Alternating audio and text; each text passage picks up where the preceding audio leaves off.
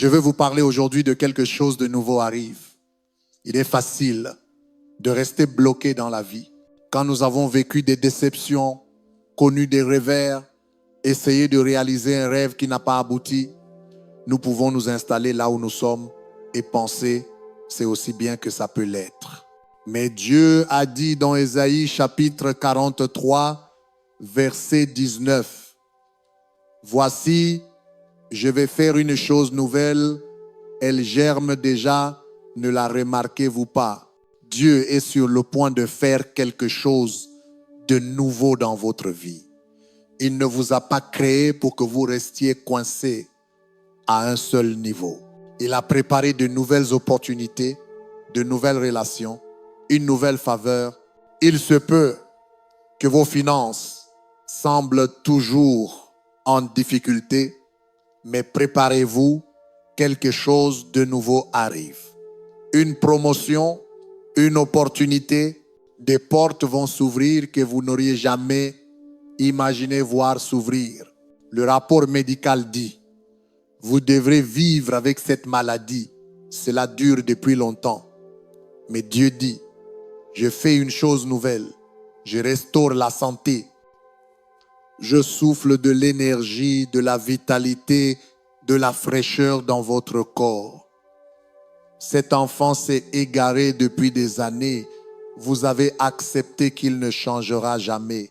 Cela pourrait être vrai. Mais Dieu fait une chose nouvelle. Les forces des ténèbres sont brisées. Le but et la destinée se lèvent. Vous êtes sur le point de voir un revirement. Ou peut être que cette dépendance vous a freiné toute votre vie. Vous avez essayé d'arrêter, consulter un thérapeute. Rien n'a fonctionné, mais c'est un nouveau jour. Les chaînes qui vous retenaient sont en train de tomber. Ce qui vous maintenait captif touche à sa fin. Maintenant, vous devez faire votre part et recevoir cette prophétie. Vous ne pouvez pas continuer à penser que vous êtes coincé, que le problème est trop grand, que cela dure depuis trop longtemps. Inversez la tendance et dites, Seigneur, je crois en ce que tu as promis. Merci parce que tu fais quelque chose de nouveau dans ma vie. Lorsque Ésaïe a prophétisé cela, les Israélites étaient en captivité à Babylone. Ils étaient depuis longtemps, année après année, sans changement. Je suis sûr qu'ils pensaient, nous allons toujours lutter, nous serons toujours opprimés. Puis, Ésaïe est arrivé et a dit, préparez-vous, Dieu fait une chose nouvelle. Ils auraient pu répondre, oui, bien sûr. As-tu vu nos ennemis? Regarde à quel point ils sont puissants. Toutes les circonstances disent que nous sommes coincés, que nous ne vivrons jamais une vie d'abondance, que nous ne posséderons jamais nos maisons, que nos enfants ne seront jamais libres. Ne vous privez pas de la chose nouvelle que Dieu veut faire. Les chances peuvent être contre vous, mais le Dieu très haut est pour vous. Les Israélites avaient traversé de nombreuses épreuves. Ils avaient vécu des injustices. Ils avaient commis des erreurs et parfois causé eux-mêmes leurs problèmes. Ils auraient pu s'apitoyer sur leur sort, être découragés. Mais Ésaïe 43, 18 dit, « Ne vous souvenez plus des événements passés, ne considérez plus ce qui est ancien. Voici, je vais faire une chose nouvelle. » Le principe est le suivant.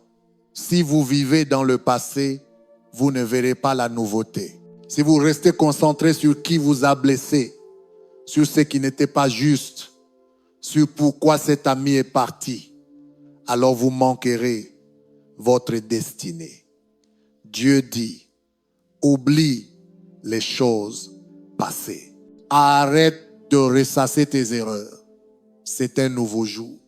Vivre dans les regrets t'empêchera de saisir de nouvelles opportunités. Revivre tes échecs bloquera la nouvelle faveur.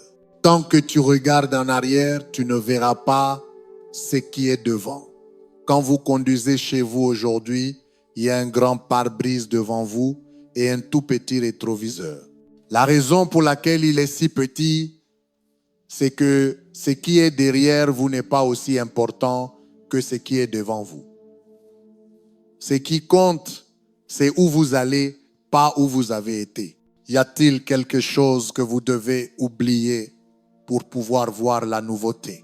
Quelque chose sur lequel vous devez cesser de ruminer afin d'entrer dans la faveur et l'abondance que Dieu a préparée pour vous?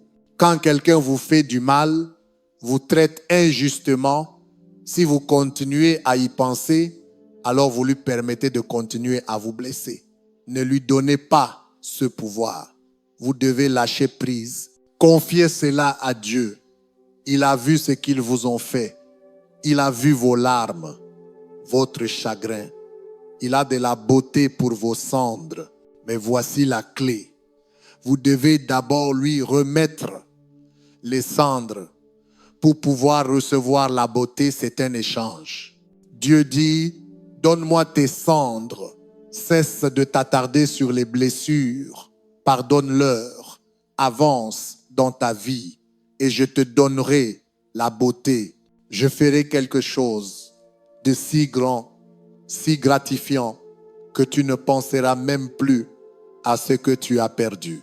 La nouveauté que Dieu a pour vous, les nouvelles personnes, les nouvelles opportunités, la promotion, la guérison, l'influence sera meilleure que tout ce que vous avez imaginé. Les Israélites étaient en captivité et non seulement les Babyloniens les retenaient prisonniers, mais tout autour d'eux, c'était le désert. Même s'ils parvenaient à s'échapper, ils ne pourraient pas survivre. Mais Ésaïe a expliqué ce qu'était cette nouveauté. Il a dit, Dieu va faire couler des rivières dans le désert. Ce qui semble être une terre stérile deviendra un sol fertile.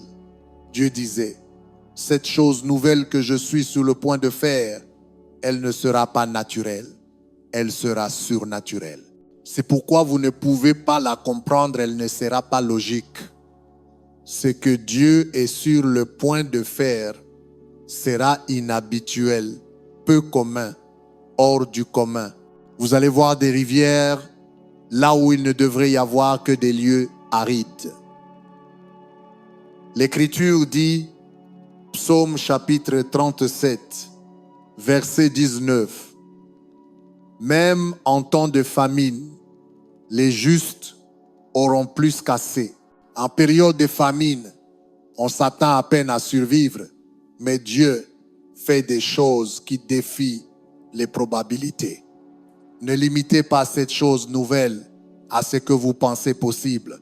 Si je peux juste apprendre à vivre avec cette maladie, non, Dieu va vous en libérer.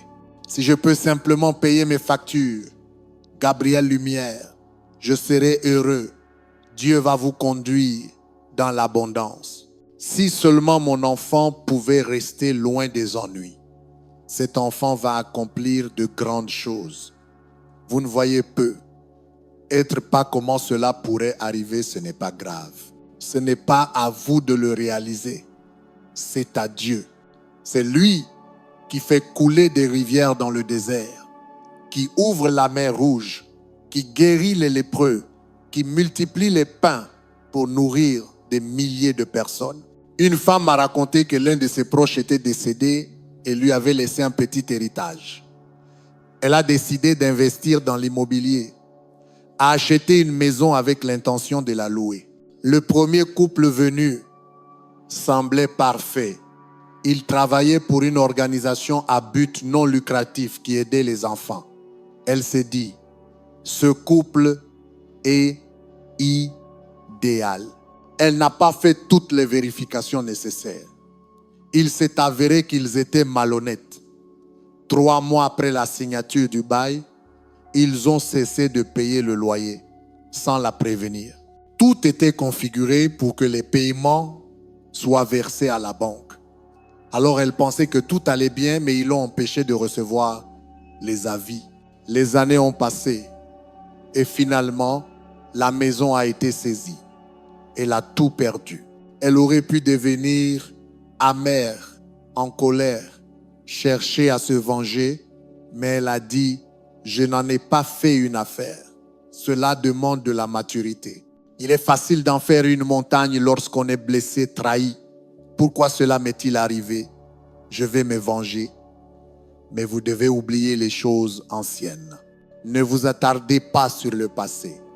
Cela signifie, ne laissez pas les blessures, les échecs, les moments où l'on a abusé de vous, gâcher le reste de votre vie ou vous faire vivre avec un esprit amer. Dieu sait comment vous justifier. Il sait comment vous rendre ce que vous avez perdu.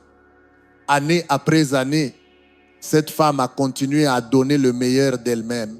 Personne ne savait ce qu'elle avait traversé.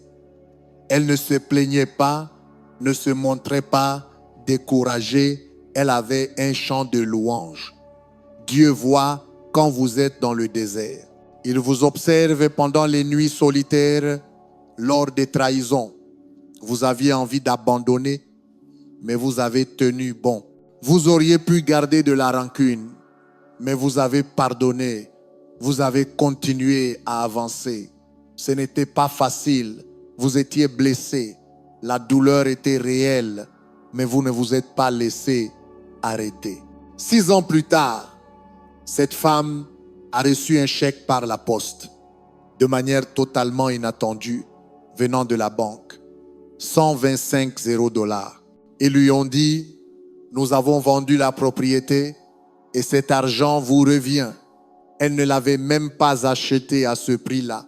Elle a fait un bénéfice. Dieu sait comment faire couler des rivières dans le désert. Il sait comment vous restituer ce qui vous a été volé. Cette chose nouvelle qu'il prépare sera surnaturelle. Il va transformer la terre stérile en terre fertile. Ce qui semblait une perte deviendra un gain. Ce qui semblait un recul était en fait une préparation pour que Dieu se manifeste dans votre vie. Voyez-vous, le désert représente la stérilité, l'absence de croissance. Vous faites ce qu'il faut, mais votre entreprise ne progresse pas. Votre mariage ne s'améliore pas. Votre santé ne se rétablit pas. Vous avez été ignoré pour une promotion. Vous êtes dans le désert. Dans ces endroits arides, vous pourriez être découragé. Pensez que cela ne changera jamais, mais préparez-vous. Dieu est sur le point de faire couler des rivières dans ce désert. Il va transformer cette terre stérile en terre fertile. Comme cette femme, vous allez voir une augmentation que vous ne pouvez pas expliquer, une faveur que vous ne méritez pas, une guérison qui n'a pas de sens, une liberté face à ce qui vous a retenu. Quand Ésaïe a prophétisé cela, le peuple aurait pu dire, merci Ésaïe, mais nous avons eu trop de coups durs. L'opposition est trop grande. Nous ne sortirons jamais d'ici. Vous pouvez empêcher la prophétie de s'accomplir. Le psalmiste a dit, Psaume chapitre 78, verset 41, ils limitèrent le sein d'Israël. Vous pouvez limiter ce que Dieu veut faire dans votre vie par le doute, la négativité, des paroles de défaite. Mon entreprise ne grandira jamais. Je ne rencontrerai jamais la bonne personne. Je n'ai pas eu de rendez-vous depuis des années. As-tu vu tout ce que j'ai traversé? En disant cela, vous annulez la prophétie. Vous avez peu être des obstacles qui semblent trop grands. Vous ne voyez pas comment réaliser ce rêve. Vous vous sentez bloqué, captif, limité par votre environnement. Mais Dieu vous dit, comme il leur a dit, je fais une chose nouvelle.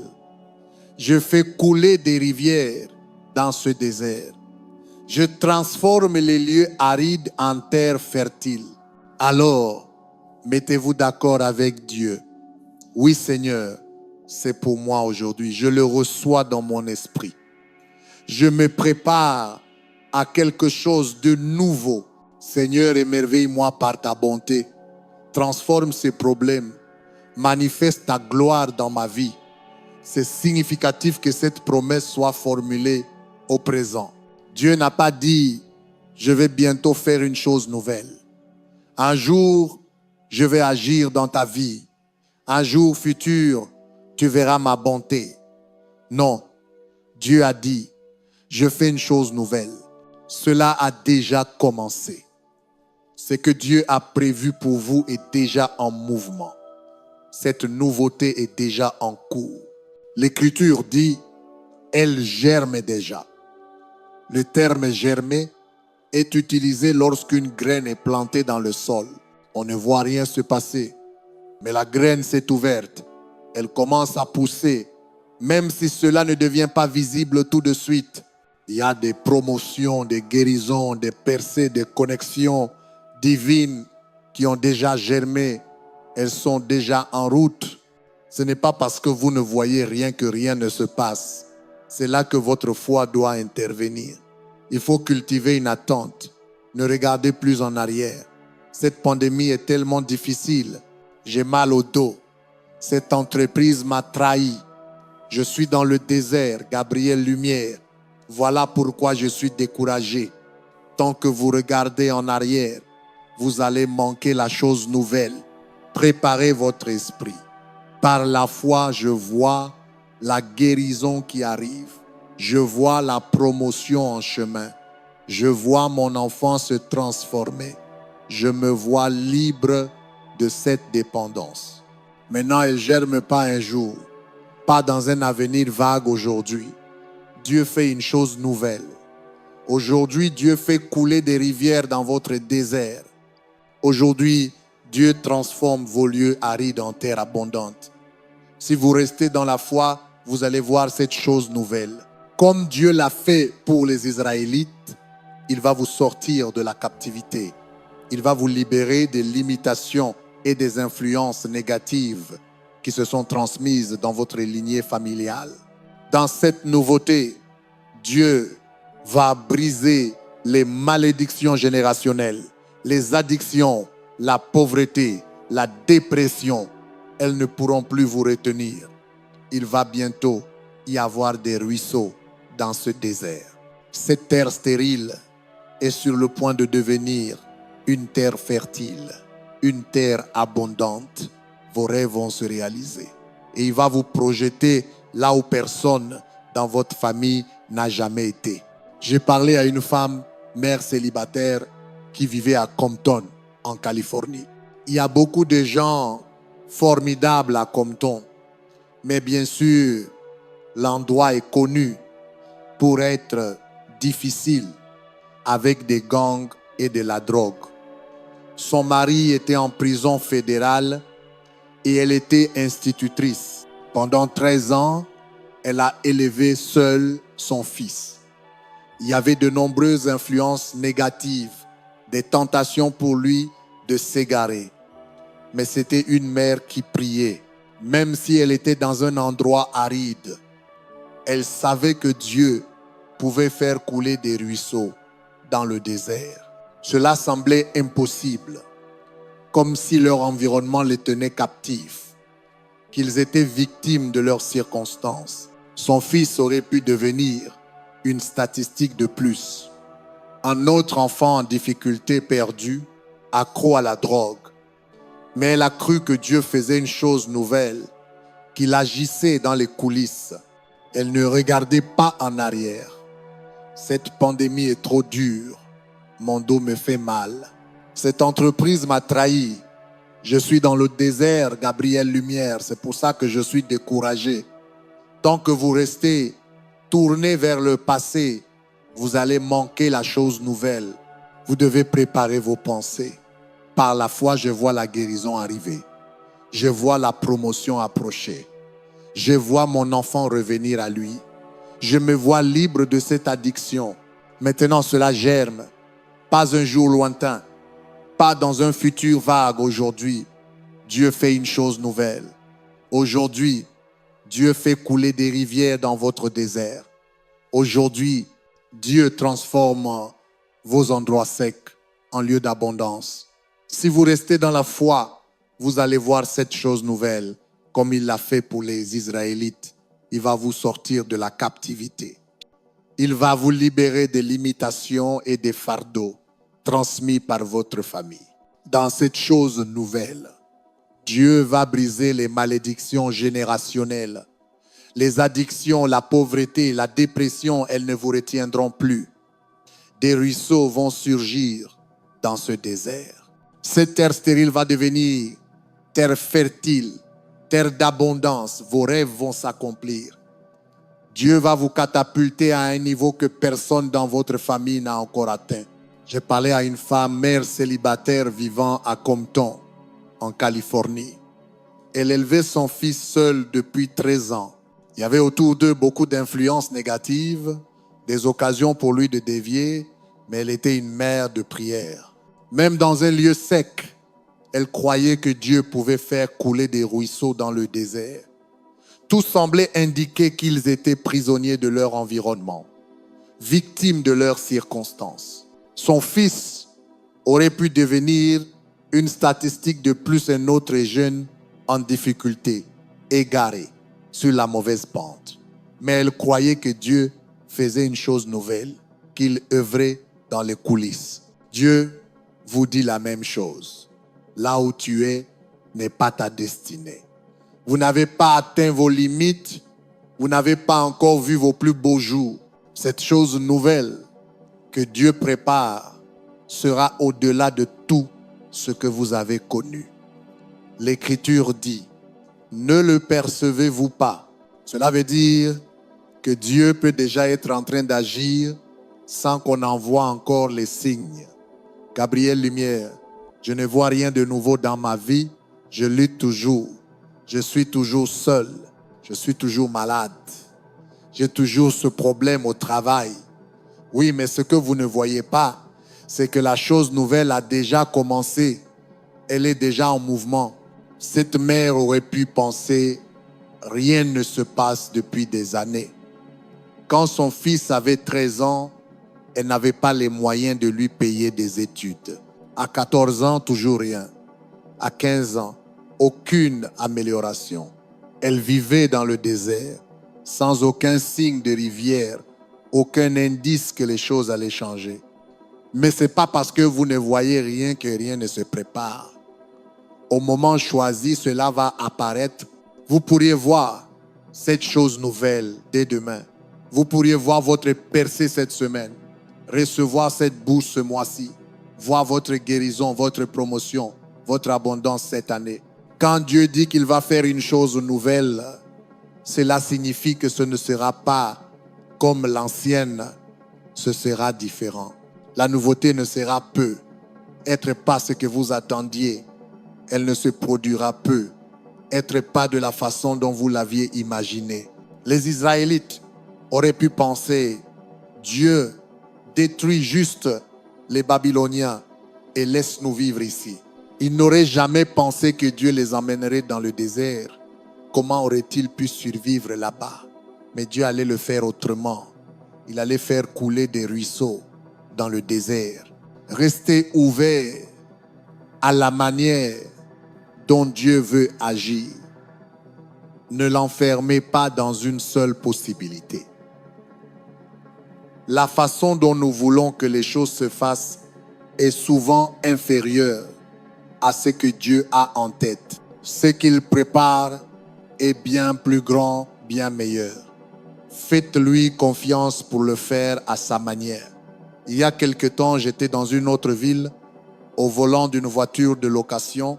Victoria est entrée dans un magasin pour faire des achats pendant quelques minutes et je suis resté dans la voiture pour passer quelques appels téléphoniques. Elle m'a dit, j'en ai pour environ 15 minutes. Mais 1 heure plus tard, la batterie de mon téléphone était à plat. J'ai l'habitude d'emporter mon chargeur pour le brancher dans la voiture, mais je l'avais oublié. J'ai cherché dans la boîte à gants, dans le sac de Victoria, peut-être qu'elle en avait un rien. Je suis resté là à attendre en pensant à tout le travail que je pourrais faire.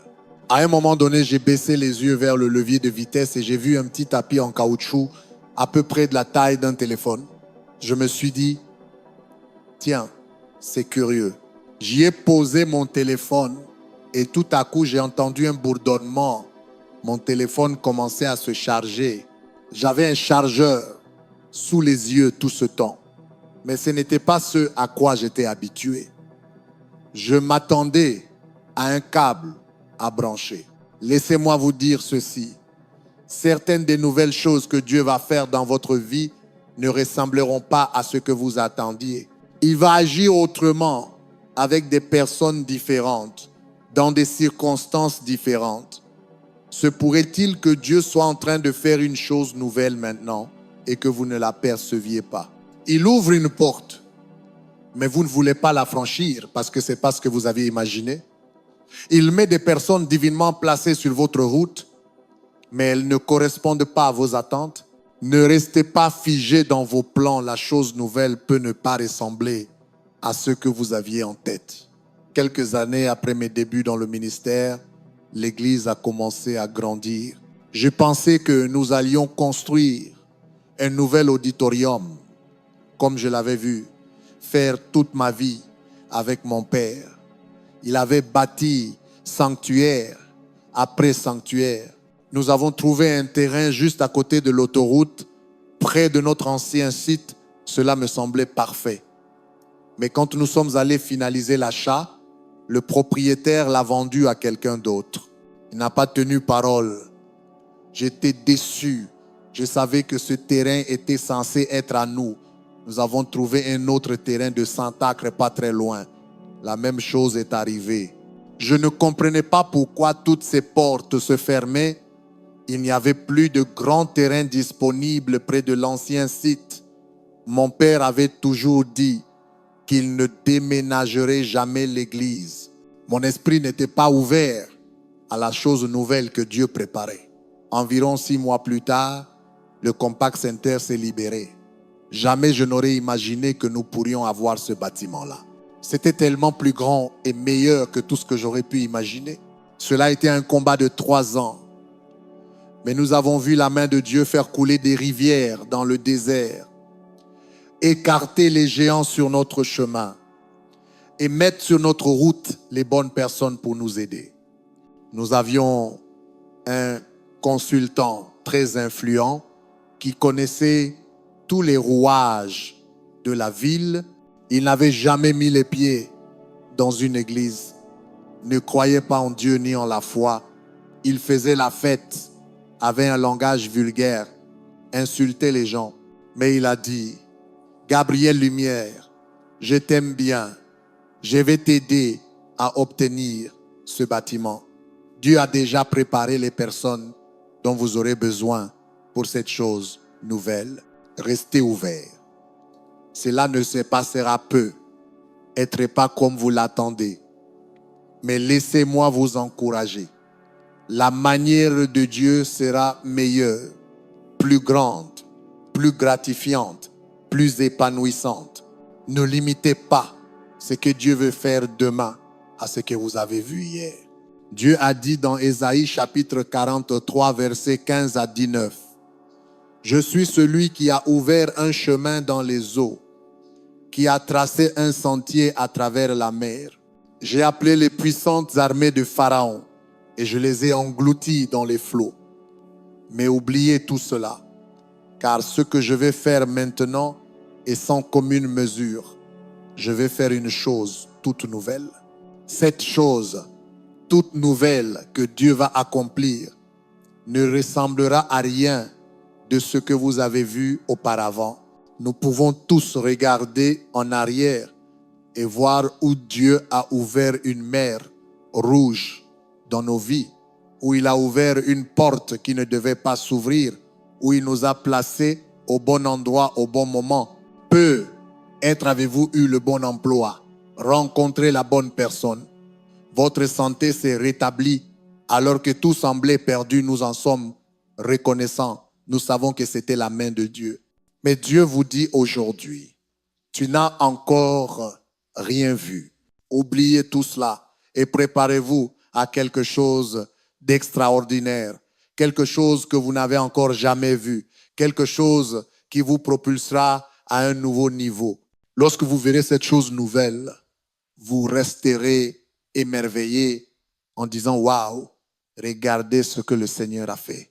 Je crois que Si Dieu leur a dit d'oublier l'ouverture de la mer Rouge et leur libération de l'esclavage, c'est parce qu'ils auraient pensé qu'il allait agir de la même manière. Et pourtant, c'était un grand miracle. Mais Dieu leur disait, j'ai prévu quelque chose de meilleur. Au lieu de diviser les eaux, je vais créer les eaux. Je vais faire couler des rivières dans le désert, des sources pour vous rafraîchir. Je vais transformer la terre stérile en terre fertile. La chose nouvelle que Dieu a pour vous va dépasser tout ce que vous avez vécu dans le passé. Et la bonne nouvelle, c'est qu'elle est déjà en marche. Le processus a déjà commencé même maintenant. Cela germe. Sous terre, dans les coulisses, vous ne le voyez pas encore. Mais la rivière est en train de se former. L'eau arrive. La terre stérile est en train d'être fertilisée. Oui, certaines portes se sont fermées, mais ne vous inquiétez pas. Votre compact center est déjà construit. Les bonnes personnes sont déjà en route. Les ouvertures de la mer Rouge étaient grandioses, mais ce n'est rien comparé à ce qui arrive. Alors voici la question. Pouvez-vous les percevoir? Croyez-vous que Dieu est en train de faire quelque chose de nouveau, quelque chose d'étonnant? Ou êtes-vous encore tourné vers ce qui fut, ce qui n'a pas fonctionné? Changez votre regard. Ne regardez plus dans le rétroviseur. Commencez à regarder devant. Commencez à attendre sa bonté. C'est un nouveau jour. Dieu fait une chose nouvelle dans votre vie.